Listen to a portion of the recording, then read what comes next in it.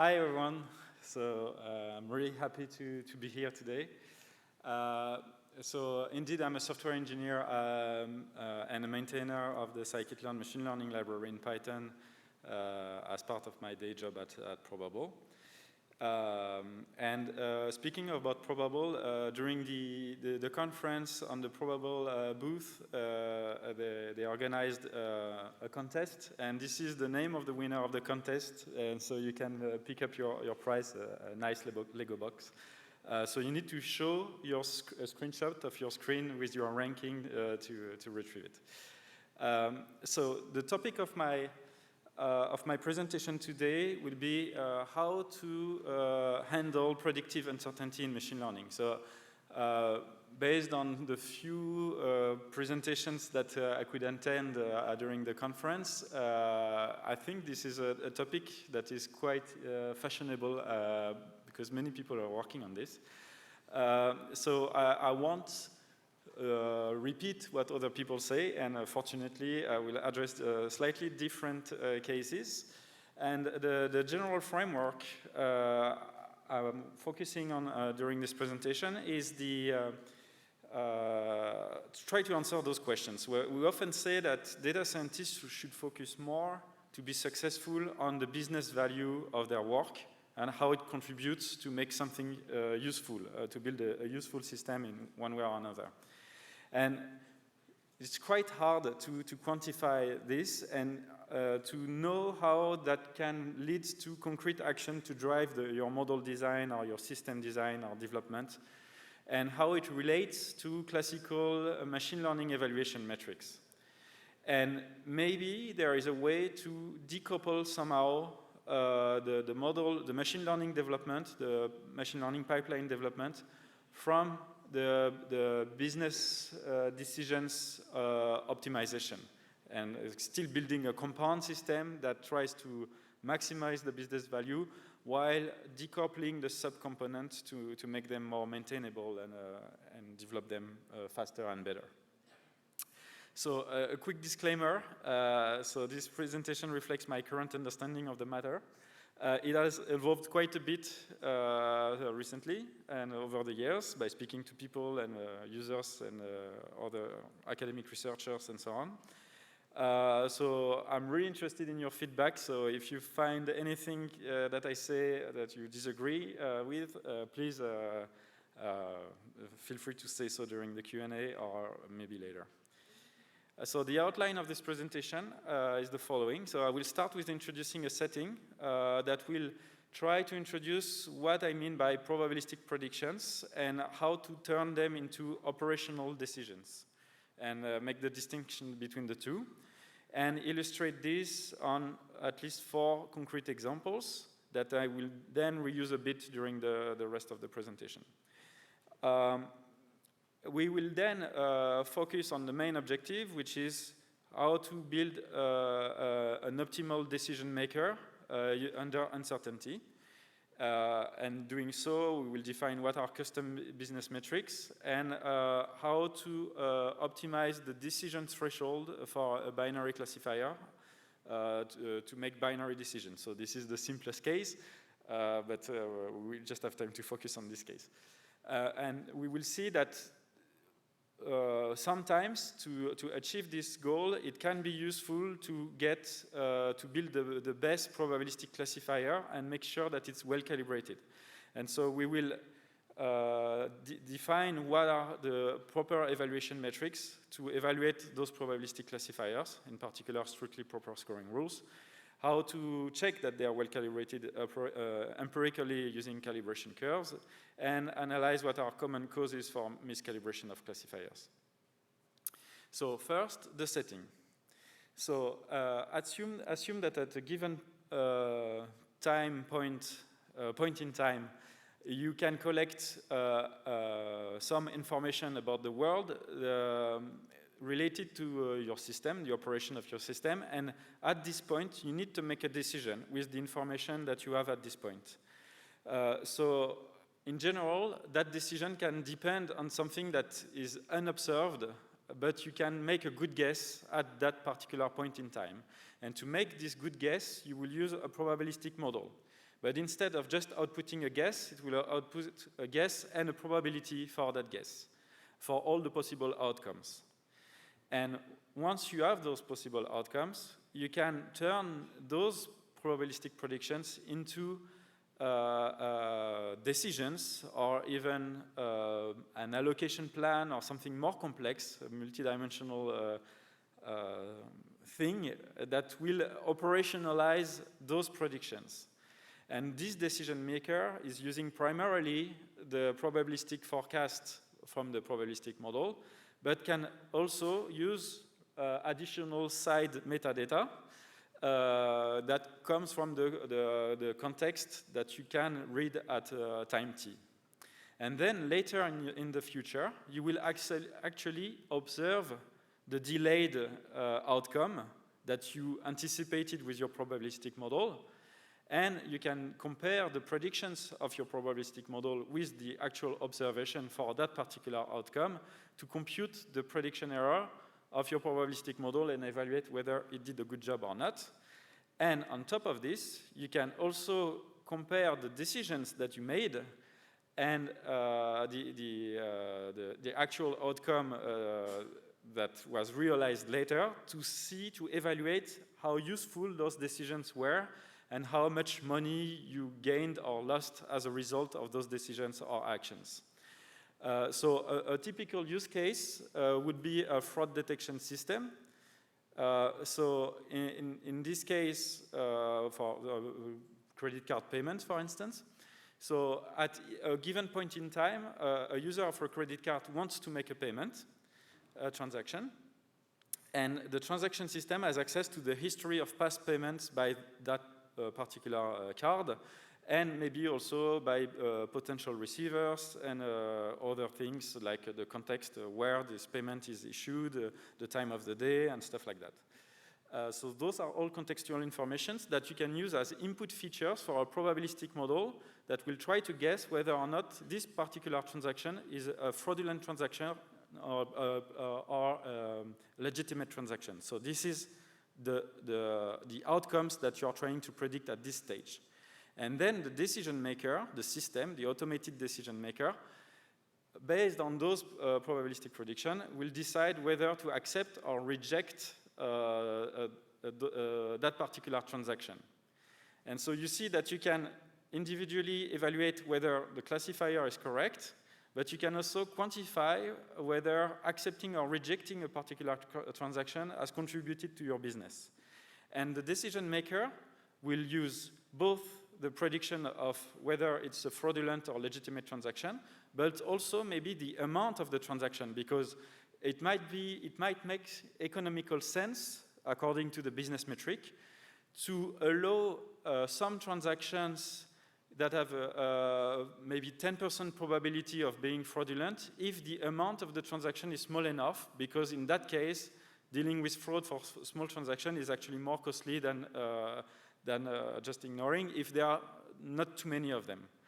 But if it's a high amount transaction and you just have 1% chance of being a fraudulent transaction, maybe you want to block it because it will be too costly, even if it's only 1% of the transaction for that specific amount. So you see, we can combine machine learning and decision making into a fully automated system and try to reason about the difference between predictions from the machine learning component and the decisions that actually contribute to your business. So I illustrated this pipeline using the fraud detection problem. So that's one particular case where you have a task, the predicted outcome, the operational decisions, accept or reject, and maybe side information for the decision maker, transaction amount in this case.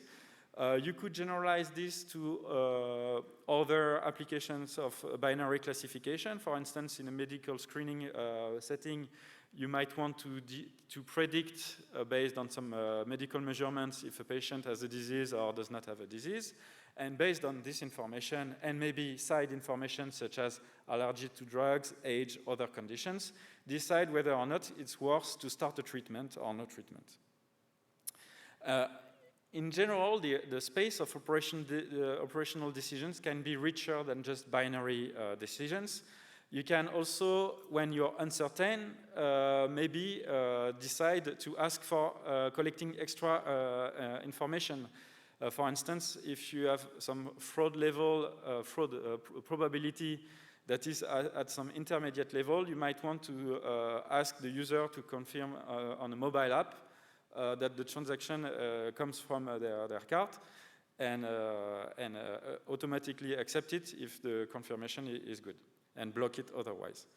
Or even you could trigger a manual check if it's a high amount transaction, like to actually have someone phone the person and ask for personal details and check with them if it's a legitimate transaction or not. And in this case, it will delay the transaction, so it has a cost, but maybe it's worth it based on the business metric. So for medical screening, it's very similar. You could ask for costly additional exams, tests that might be painful for the patient, so you don't want to do that for all the patients by default, but in some cases, it might be worth doing it. For recommender systems, it can be even more complex. So even if the fundamental prediction problem is still a binary classification problem, for each item you want in the catalog, you want to predict whether the user in a given context will purchase the item if you recommend it to them or not purchase it. In practice, you have a limited space to display the recommendations on the screen, so maybe 5 recommendations. And you might want to order this or build this list of 5 recommendations based on the probability of clicking on the item, the click-through rate, multiplied by how much money you would get by selling this item. And because maybe there are some different items with different prices and you make different margin on those items. So maybe your business objective is to maximize your profit. And in this case, the natural business metric would be to multiply those 2 quantities together. And also, you need to inject some diversity so that you maximally use the diversity in the recommendation list so that you maximally use the 5 slots that you have on the screen to trigger one purchase. So it's more complex operational decision, even if the classification outcome was quite simple.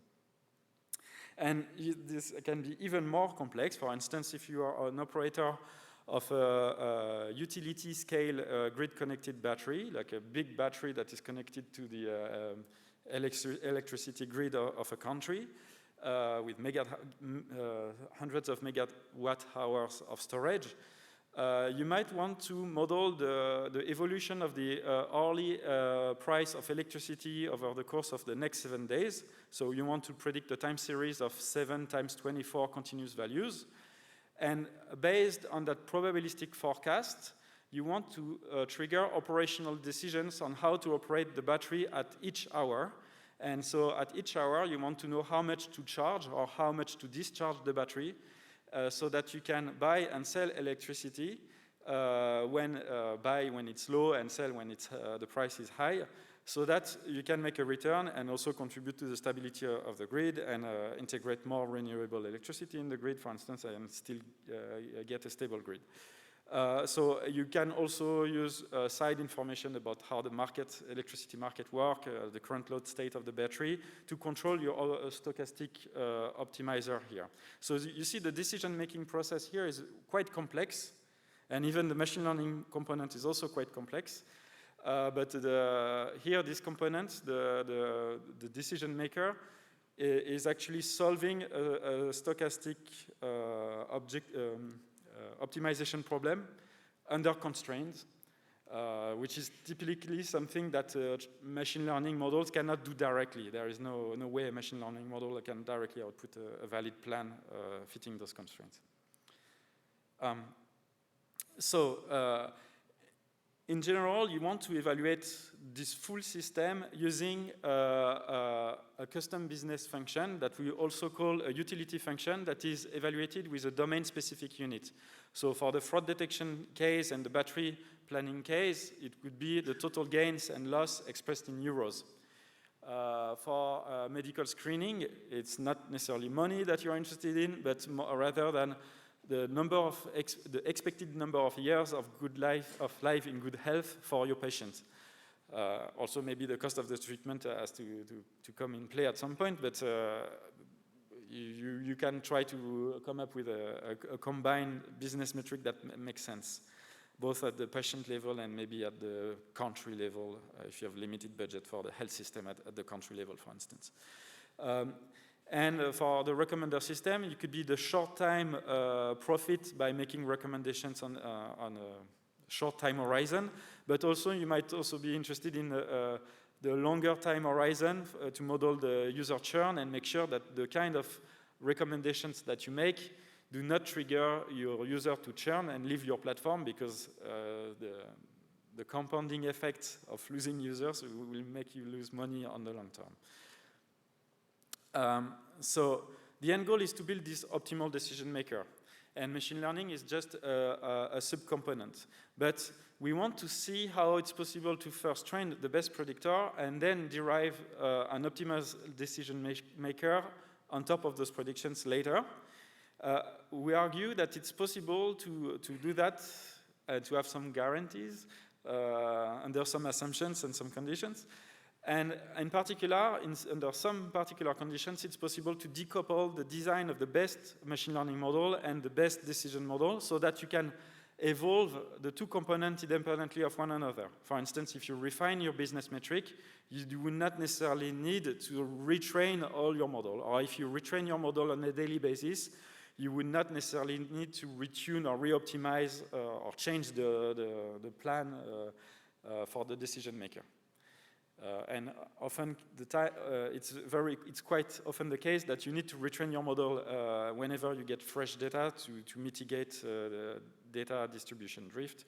So it's also nice to be able to decouple those two components from operational point of view, not just the beauty of theory, of mathematical theory. So how to define those kind of custom business metrics? I will just focus on the binary classification and binary decision case. So in this case, you could build a cost matrix like Guillaume introduced in the previous presentation, where on the rows you have the decisions from your decision maker, and on the columns you have the actual outcome that you observe after the decision, negative or positive. And if your model is well calibrated and predict probabilities for the two outcomes, it's possible to get the optimal decision if you use this simple formula to compute a threshold on the predicted probability to turn them into optimal binary decisions. And these 4 entries can depend on side metadata. For instance, for the fraud detection problem, it could be that you would pay, so it's a cost matrix, so you would gain some money, a negative cost, 2% of the amount of the transaction if you accept a legitimate transaction. But if you accept a fraudulent payment, then you have to repay the amount of the payment to the victim, plus some fees that are compound cost of how it damaged your brand, how you need to pay operators to deal with the customers, and so on. So all those costs are compounded in that $20, 20 euros per accepted fraudulent payment. And if you reject a legitimate payment, it might also cost you something. Maybe you will lose customers if you reject too many legitimate payments, and so on. And maybe you gain nothing or you lose nothing if you reject a fraudulent payment. So in this case, I updated the formula at the bottom. You see that this formula depends on the amount of the transaction.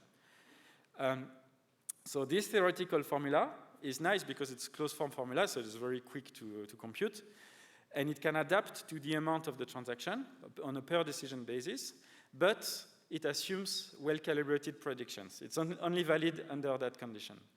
And and this is the plot for the previous example of what is the optimal threshold to accept or reject a transaction based on the amount. And you see that when when the amount is large, you want to reject quite easily.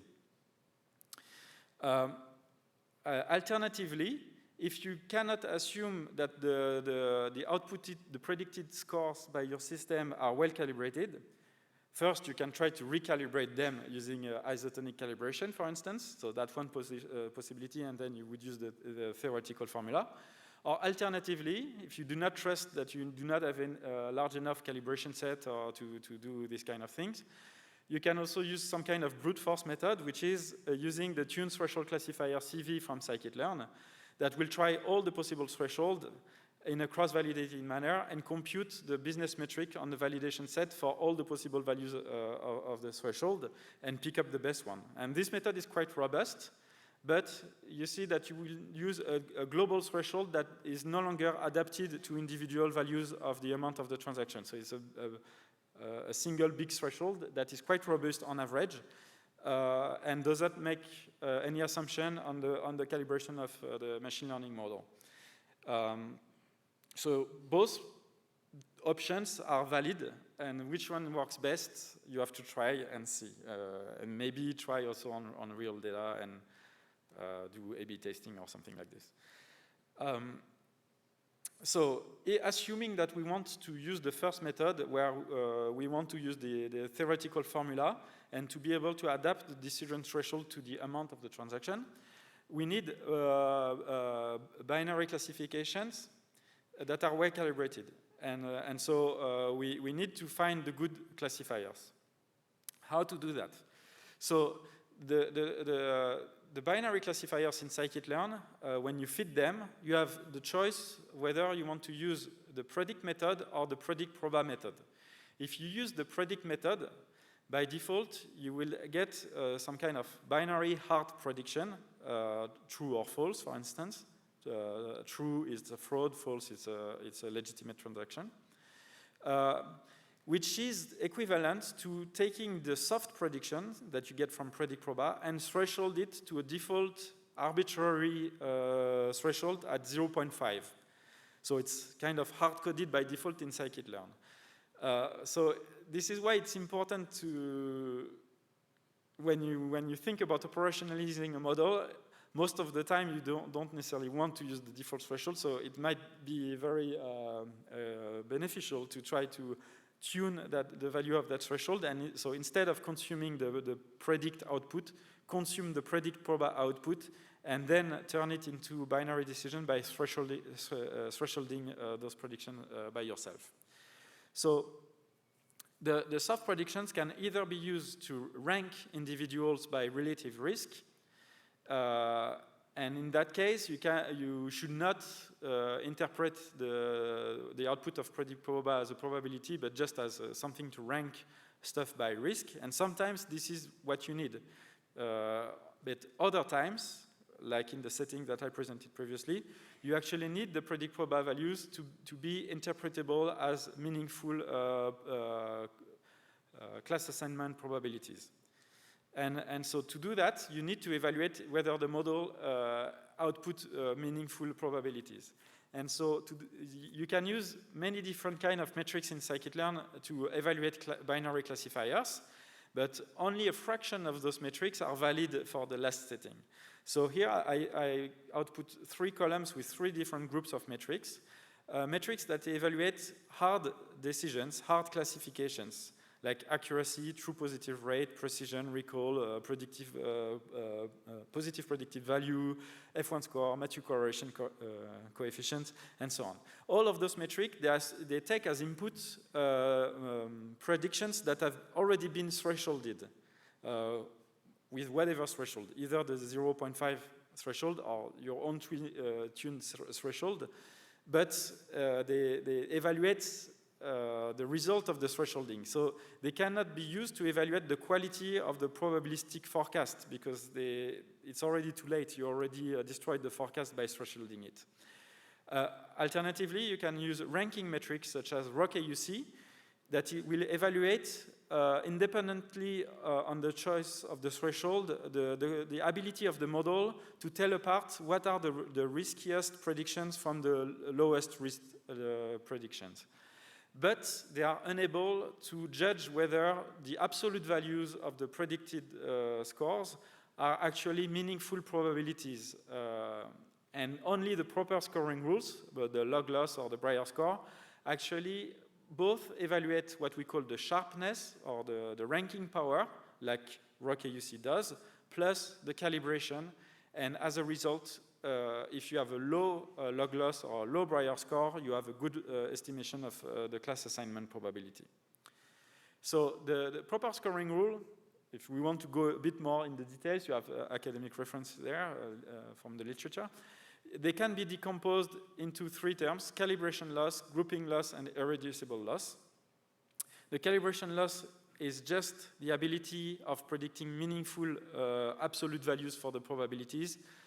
I will explain later with calibration curve in more details.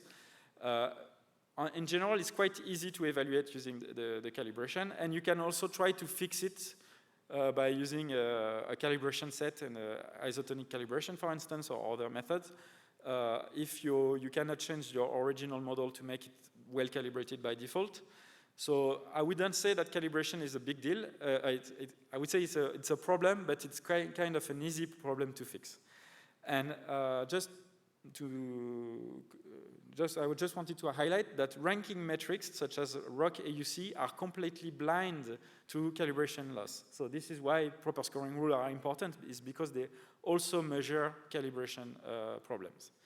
Grouping loss is the ability of using all the available information in X to estimate the value of Y, and in particular to tell apart what are the riskiest predictions from the lowest risk prediction. So it's very similar to RockAUC. But the difference is that RockAUC also includes what we call the irreducible loss, which is the loss you will get from your model, from the best model on this particular problem.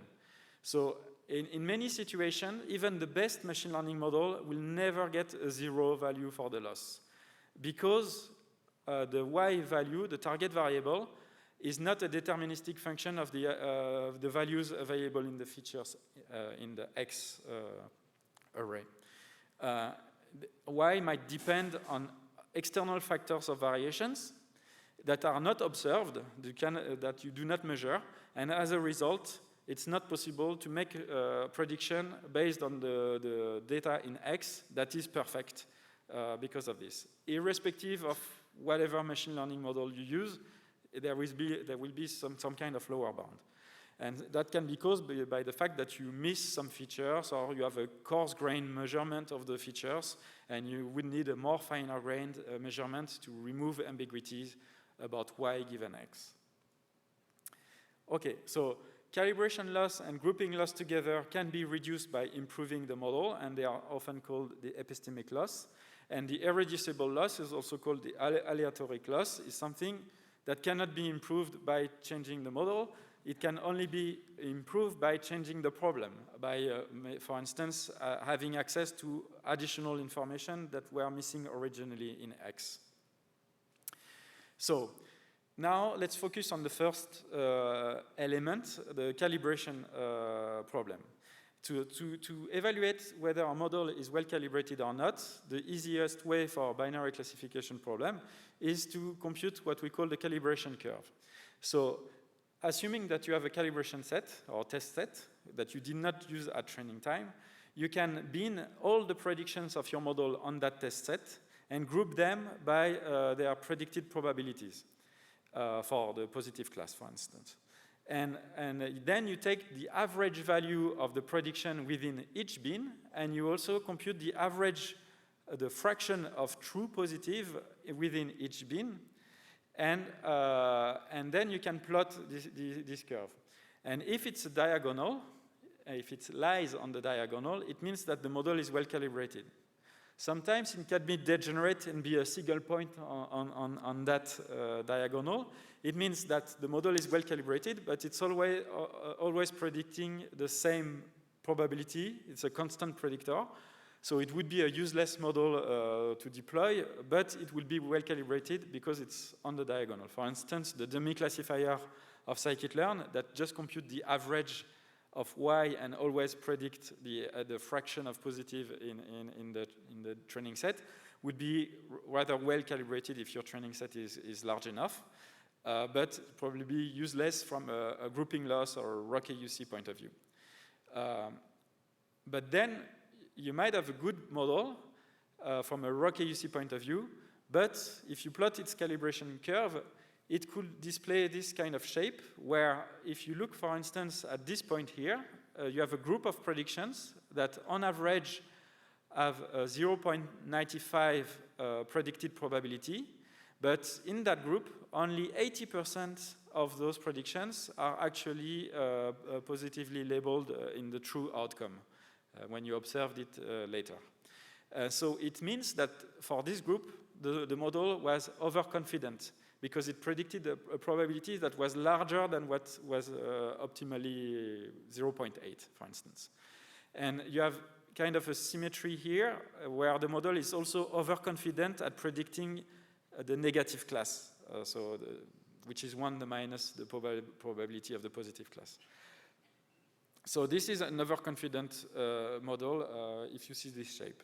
You can also have underconfident models where the range of predicted probabilities are constrained to be close to 0.5. For instance, in this particular green curve, it's between 0.25 and 0.75, for instance. The model will never predict a probability of 0.9, even though in that group of prediction, more than 90% of them were positive. So it means that this particular model is underconfident. And finally, it's also possible that you have a calibration curve that looks like this. And this can be caused because you have a mismatch of the prevalence of the positive class between your training set and your calibration set. Or it can also be caused by the fact that you use class weights in scikit-learn very naively, and then it destroyed the calibration of your model as a result, even though you have the same prevalence in the train and calibration set. So be careful about using class weights. You need to know what you do before using them. And as a way to check, you can always compute this curve on a calibration set that is using data from the same distribution as your deployment environment. Okay. So what can cause this problem? So I already mentioned some causes, but we will see that the choice of the model and the choice of the hyperparameters have a strong impact on the calibration of the models. So let's consider a synthetic data for illustration purpose. So here we have a very small two-dimensional feature space in the x and y axis, feature 1 and feature 2, which are continuous valued features. And the goal is to predict the class red or blue based on the input features. And we call it a XOR problem because if the two input features are positive, then we want to predict blue. If the two input features are negative at the same time, we also want to predict blue. But if one is positive and the other one is negative, we want to predict red. And on top of this, to make the problem even more interesting, we had some irreducible error by making sure that the boundary between the groups is actually noisy. When it's close to 0, when one of the features is close to 0, you can have red and blue mixed together. If you try, this synthetic problem is very famous because it's a typical case of non-linearly separable classification data. And in particular, if you try to fit a logistic regression model, it will be completely lost. Most of the time, it will predict something very close to 0.5, almost everywhere in the feature space. So as a result, you will get a useless model because it cannot discriminate very well between the blue and the red regions. And furthermore, if you look at calibration, it's actually very bad. But it's kind of a degenerate case, and I'm not so sure that it's actually bad because it depends on how you measure calibration. The binning is actually very dependent on the way you bin your data in that case. But Anyway, it's a useless model, and it's what we say in this case, it's a misspecified model because it cannot express the optimal decision boundary because it's too constrained. So to relieve this constraint, we can build a richer predictive pipeline by preprocessing the two input features using polynomial transformations, like spline transformation of each individual feature to explode them into many new features, and then combine those extracted features together to model interactions, multiplicative interactions between those using the polynomial feature steps in scikit-learn, and then feed that as the input feature space for the linear classifier. And if you do that, you can get nice looking decision boundaries where you have a model that is quite confident at predicting blue in the blue regions, quite confident at predicting red in the red regions, and not very confident whenever there is noise. So just by looking at this plot, it looks like a good model. But there are many hyperparameters. And if you change the number of nodes for the spline extraction and for the regularization of the linear model, you can go from an underconfident model like this one, where the decision boundary is actually quite good. So from an accuracy point of view, it's almost optimal. But if you look at the magnitude of the probabilities, they are not well calibrated. So if you want to do optimal decision making using the theoretical formula on this, you will get bad business scores. And you can have the opposite problem with different choice of hyperparameters where the model is richer and you allow it to overfit. And in this case, you see the decision boundary is making circles around noisy data points from the training set. And that will not generalize to test data point in the future. And furthermore, you see that the model is very confident almost everywhere. If you look here, there are 3 bins of the data. So 30% of the data here, 30% of the data here. So 2/3 of the data where the model is making very strong predictions that are very close to either 0 or 1. And they are, in many of them, they are actually bad predictions. So it's a bad model because both the decision boundary is bad and furthermore because it's overconfident. And if you tune the hyperparameters properly, you can go into an intermediate regime where you get a classifier that is well calibrated by default. And to get to that point, it's very important to use a scoring evaluation function for your grid search or for your hyperparameter search that quantify the ability of the model to be a good probabilistic classifier, both well calibrated and both with a large sharpness, both good raw KUC and low calibration error at the same time. And to do that, you can use this compound proper scoring rules, the strictly proper scoring rules, such as the log loss or the Breyer score. And in many cases, if your model is rich enough and your hyperparameter space is rich enough, if you tune long enough and you have enough data points, so many conditions, you should end up in that situation where by default the model is well calibrated. And just wanted to quickly highlight that on the first plot, we tuned the hyperparameter using a proper scoring rule, and it's very stable at picking up the best model. Whereas if you use the raw KUC here or the accuracy here, there are many choices of the hyperparameters that would lead to a good raw KUC or a good accuracy, but only a fraction of those are actually also good from a calibration point of view, a probabilistic point of view. And you have the same behavior for other kinds of models. For instance, for gradient boosted trees on the same model, if you tune the learning rate, you also see a narrower band of good learning rate if you tune on the negative log loss. I did a simulation study with many resampling of the training set and a grid search CV with 5-fold average of the test error to select the best model.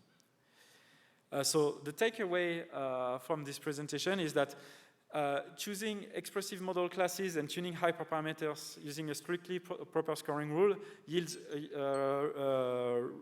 reasonably well-calibrated models by default. And if you are interested in a binary decision making, there exists an optimal decision threshold for a given business cost function if you can decompose it into the 4 terms of the table that I presented earlier, assuming that you have well-calibrated predictions. And in that case, you can decouple the ML design, the machine learning design, from the decision-making problem, so it's very nice from an operational point of view. If you cannot trust the calibration for whatever reason, for instance, if the machine learning model has been pre-trained and you cannot retrain it for whatever reason, and you fail to try to recalibrate it a posteriori, or it's too costly, or for whatever reason, or you do not have enough calibration data, in that case, you could use tune threshold classifier CV to not make any assumption on the calibration of the machine learning model, but actually tune threshold classifier CV still need some kind of calibration set or evaluation set that has not been used during training, or it needs to run its own internal cross-validation loop. And for non-binary decision making, it's more complicated. I started to experiment with the electricity grid use case as a toy project. If you are interested, we can discuss it later. But I will stop here for today. So thank you very much for your attention.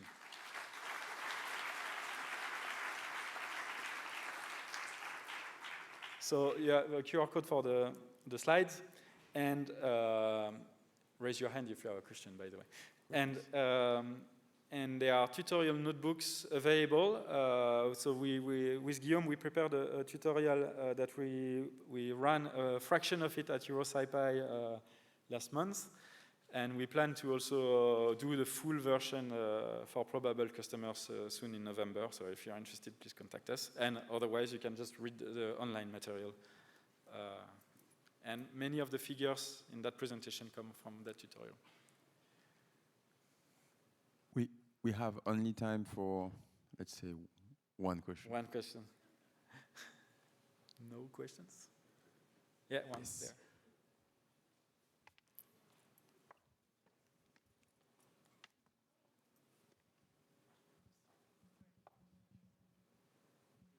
Oh, yeah. Hi. My name is Victoria. Just curious, has anyone on your team tried this approach with regression? With regression? Yes. So it's interesting. It's a bit more complex. There are many ways to deal with, actually I have bonus slides for questions. So the one for regression is this one. What if you want to do this optimal decision making on a continuous outcome? So in this case, you will need to estimate a distribution of the continuous outcome and rather than a point estimate. And there are many ways to do that. One naive way would be to discretize the output space into several levels, for instance, 100 level, and to treat it as a multi-class classification problem. And in this case, you can use a proper scoring rule for log loss to estimate probabilities to belong to individual bins. And then you can sum those probabilities together. And if the classification model is well calibrated, then you can remap by recomputing or interpolating the inverse CDF function back to the continuous space. So that would be one way to do it, only with tools that are in scikit-learn. You need to write a bit of code around scikit-learn, but it's possible. You don't need to change the machine learning model. But there are also other ways, like you can use quantile regressors for many quantiles and fit a family of quantile regressors and achieve some kind of similar result. Or you can also use models that are naturally probabilistic by nature. And there are gradient boosted trees for distributional estimation implemented in XGBoost LSS and also in distributional random forest. And they have Python packages, Python wrappers that are more or less at least XGBoost LLS maybe looks like scikit-learn. I'm not so sure about DRF. And maybe there are more ways to do it. It's just the few ideas I came up with. And if you have this multivariate outcomes, continuous outcomes, it's even more complex. And there are many ways to deal with that. Mixture density networks, normalizing flow, multi-target extensions of XGBoost LLS, and it's a very active area of research now, but I think it's very interesting to dive into this. All right, thanks Olivier. Please give him another round of applause.